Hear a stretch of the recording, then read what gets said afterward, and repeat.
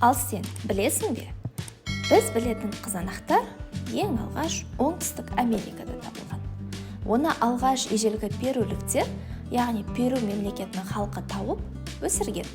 Зерттеушілер Америкадан Европаға алып келіп өсіре бастаған. Алғаш келген сорттары ал қызыл және алтын қызғылт түсті болған.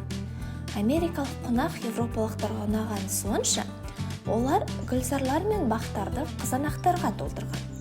Ал Англияда тұрғындар жеке бақтары мен терезе алдына да еге бастаған. Француздар бұл өсімдіктің сұлулығы мен балғындығы үшін пом дамар, яғни амур алмасы деп атаған. Бірақ бұл өнімді жүрек айнуын тудыратын улы өсімдік деп білген. Ал итальяндықтар помот аро, алтын алма деп атаған. Сонымен қатар олардың томат деген атауы да белгілі. Бұл атау ежелгі мексикалық атау томатль деген сөзден шыққан. Сонда қайсысы дұрыс? Томат әлде қызанақ? Томат деп толық өсіп тұрған өсімдікті айтса, қызанақ деген сол өсімдік берген жемісі. Демек, біз жейтін өнім қызанақ деп аталады. Ал сен білесің бе? 1811 жылы ботаникалық сөздіктерде келесі хабарлама тараған. Томат улы өсімдік болып саналғанмен, Италияда оны бұрыш, сарымсақ және маймен жейді.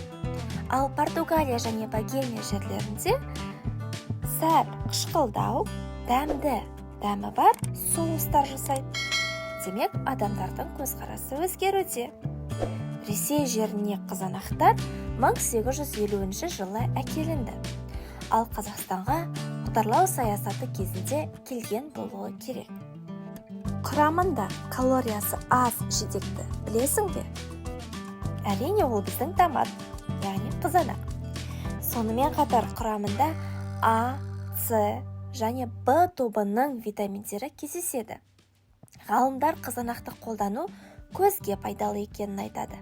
Сонымен қатар олар рак клеткаларының алдын алады.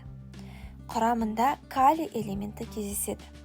Калий жүйке жүйесінің бұлшық еттің жұмысын жақсартып, қан қысымын қалыпты ұстайды. Қызанақ С дәруменінің көзі.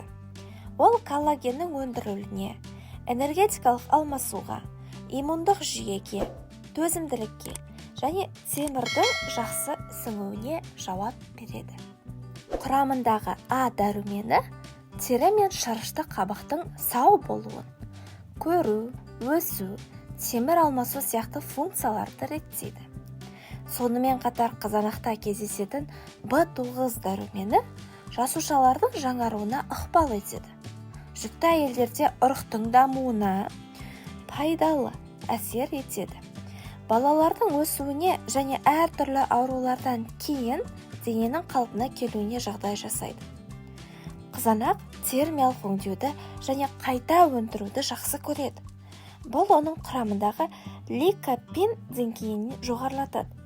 Бұл антиоксидант қызанақ жасушаларында, әсіресе қабығында көп кездеседі. Қызанақты ысқылау, ұнтақтау, кесу арқылы термиялық өңдеу жүреді. Сол кезде ағза ликопенді шығарады.